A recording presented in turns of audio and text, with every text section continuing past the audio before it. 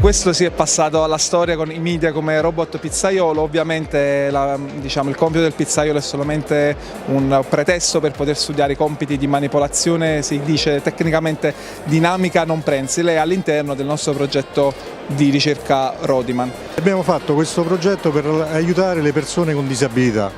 Il progetto nasce con questo berretto sensorizzato, grazie al quale è possibile azionare un certo numero di device, tra i quali c'è una macchinetta radiocomandata che abbiamo utilizzato per un ragazzo, ahimè, tetraplegico, che quindi può muovere solo la testa, e grazie a questo riesce a giocare con una macchinina. È un piccolo robot che ha uno smartphone come testa e una pentola come corpo. Fondamentalmente consente ai ragazzini di poter giocare, di poter imparare la robotica e il coding giocando, divertendosi con il proprio smartphone.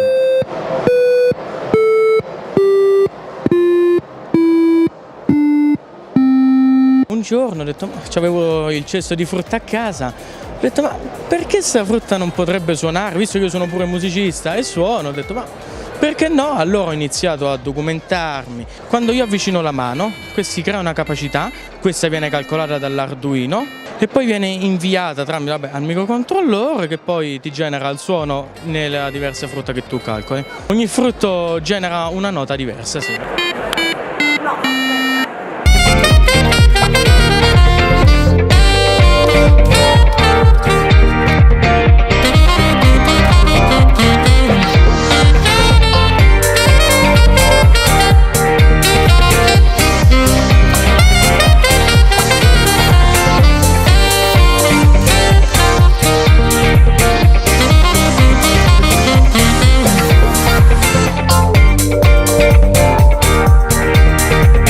Sono miliardi che ogni anno Eni investe per poter sviluppare nuove tecnologie, dalla ricerca degli idrocarburi alla produzione, alla trasformazione di queste materie nelle stream di prodotti che poi commercializziamo. Il Meet di Boston è un esempio di eccellenza su cui nello stand mostriamo e permettiamo di provare alcuni dei prototipi, giubbetti, caschi, occhiali che abbiamo realizzato con loro per poter lavorare sulla sicurezza dei lavoratori e sulla loro formazione.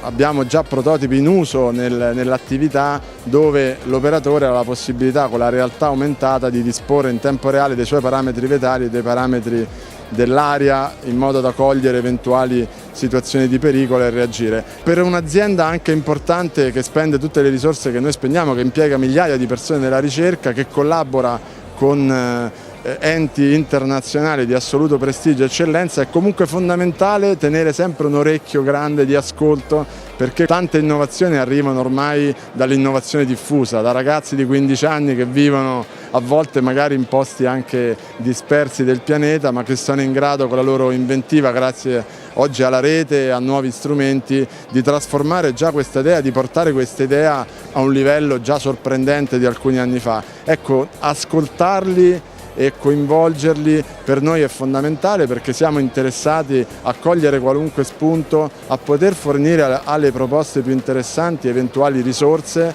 insieme attivare dei progetti congiunti, perché è evidente che questo dialogo diventa poi un'attività costante nel corso dell'anno.